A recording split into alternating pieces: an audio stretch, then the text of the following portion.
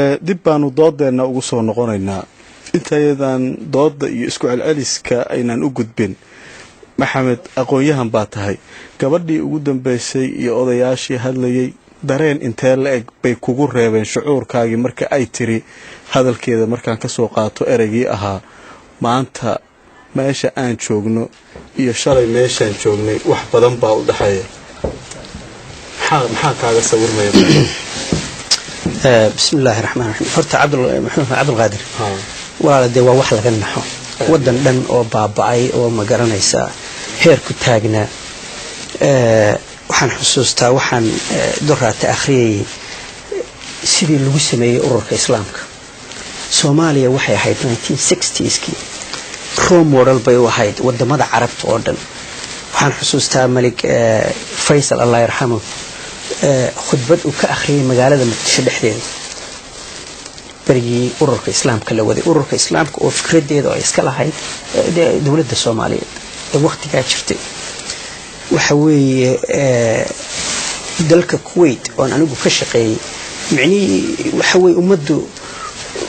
dawladaha carabtu way ku dirin gareyn jireen sida Soomaalida ma aragto oo kale ay noqdaan maanta caalamka carabi heer ku maray heerkeenu marayno waadiga arkay disasterka iyo dhibaatada iyo jabka iyo hooga iyo qaxootiga inagu dhacayo dhan horta waxa uu sabab dadka walaalaha ee reer koonfureedka anigu ma kala reebayo sida Cabdi Xooshna oran maayo reer hebel baa halkana iyo reer hebel baa halkana iyo kuwana Puntland iyo kuwa anigu ma oranayo macni calankayagii dadkii aan qaadnay aan ula tagnay waxay noqdeen dadka runtii ka responsible maanta waa collective responsibility ay wada leeyihiin waxa maaragtay umada ku dhacay oo dhan annagina dhibaato naga soo gaadhay ninka nabiga kaleey salaatu salaam wuxuu yiri ninka qofka muuminka mar qura ma garanaysa laba goor god laga ma wada qaniino Soomaad garan abdi isaga iyo inta isku hadhay bay hawli u taala Soomaad garan laakiin annagu tashanay dalkayagii u tashanay maanta halkaan marayna waan caalamku arka ilaahu may konton sano dambe ay qaadato 50 years Taiwan maanta waa dal ma garanaysa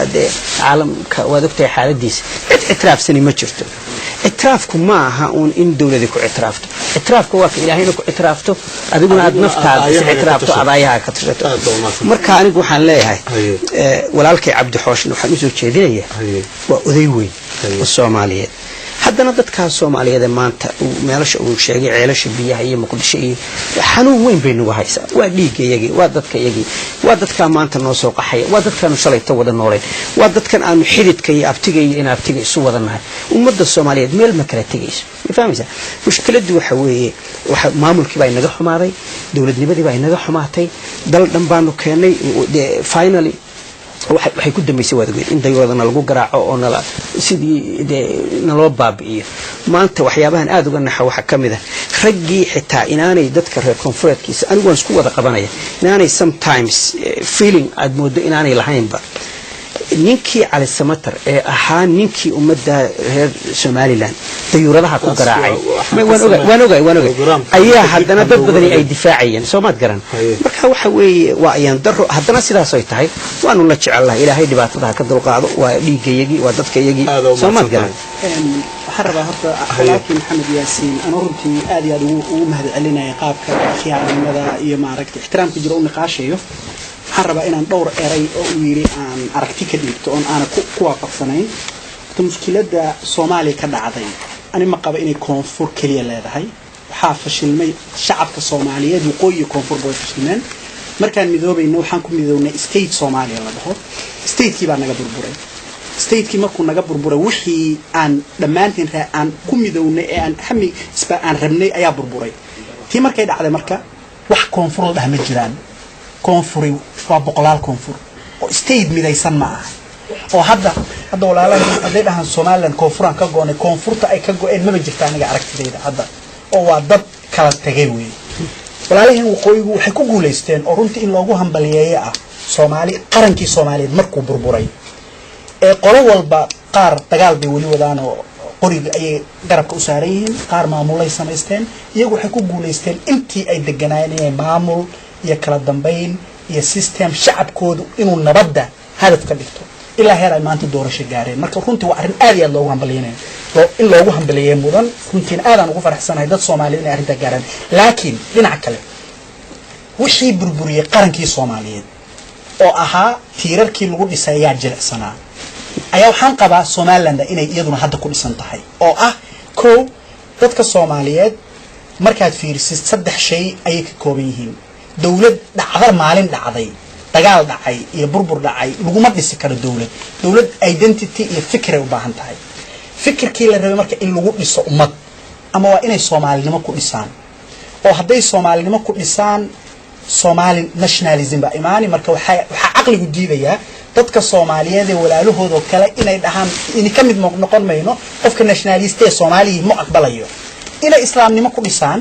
oo hadday islaamnimo ku dhisaan ayad ilaahay baa wactasimu bihablillahi jamii'an wala tafarraqu dhaysa dareenka islaamku ma dhigayo dad isku qoyso isku luqad in la kala gooyo waxa lagu dhisay marka maxay noqoni waa marka waxa lagu dhisayaa iyadoo dhan waxay ku taagantahay marka si cilmi ah u eegtid tiir ah events dhacdo mar dhacday oo ah taariikh muddo mar kamida isticmaar baa noo yimid xuduud noo sameeyay hadaan Soomaalinahay xuduudii baan ku dhisaynaa dawlad taana waxaan malaynayaa aniga fikrad adag ma Cabdulqaadir ana ixtiraam Cabdulqaadir ana inta yara dhex galo please horta waan ku sii waa diiwaan waan cabdi wax badan bay leeyihiin horta muxuu ahaa walaalkay Cabdullaahi runtii isba waan mahadnaqaya macni waa nin intellectual oo de ma garanaysa debate ka sidaan u jeclaa runtii horta u wada adigana thank you very much Cabdullaahi markaan ka hadlo arrintan Soomaaliyadan ay ka hadlayaan horta sideedaba today I don't think horta wax Soomaaliya la yiraahdo inay jirto waligeena anigu shakhsiyan wadan Soomaaliya la yiraahdo kama mid noqon sideedaba nabar wadan Soomaaliya anigu kama mid noqon waxa kugu jira isig waa ku ogaa iska daa waan ku sheegay horta neemka Soomaaliya muxuu yahay sidiisaba dalka yaa Soomaaliya la yiraahdo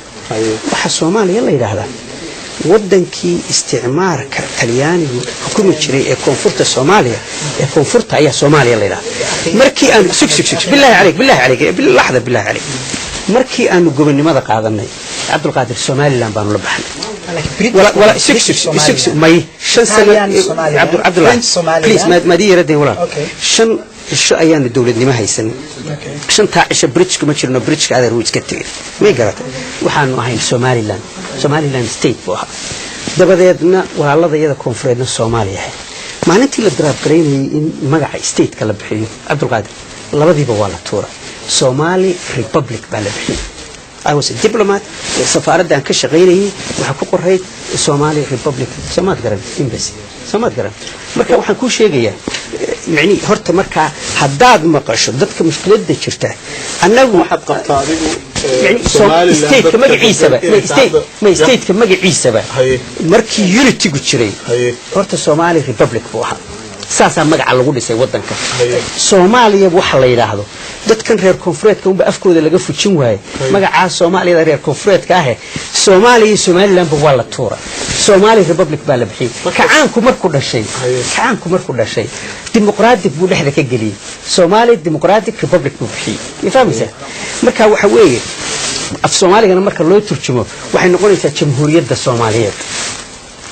Soomaad garan laakiin dadka reer koonfureedka ilaa maanta markay ka hadlaan Soomaaliya anigu waan yara qoslaan waxaan idhahdaa Soomaaliya qosaysa ma aha waa legally hadda markan kaaga hadlay maanta state ka ninku aan ku soo rogo ta kale wax allaala wixii dhacayba يعني كل disaster كي دعي ده واحد حسابين كرا عبد القادر 50 years فرتهم معها لكن هو تاريخ جدا وتاريخ لكن أندب لو قلنا قندوني محمد وأخوه